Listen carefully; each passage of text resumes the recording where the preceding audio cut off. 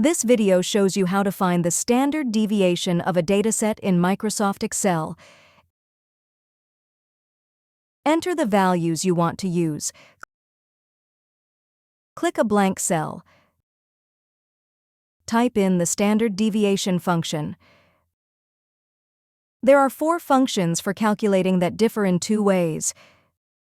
The selected function will either calculate the standard deviation for a sample or a population.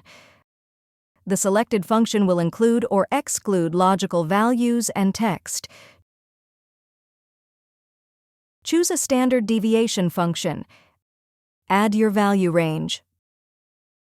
Press Enter. This will prompt Excel to run the formula. If you found this video helpful, please click the like button and subscribe to our channel for even more helpful tutorials.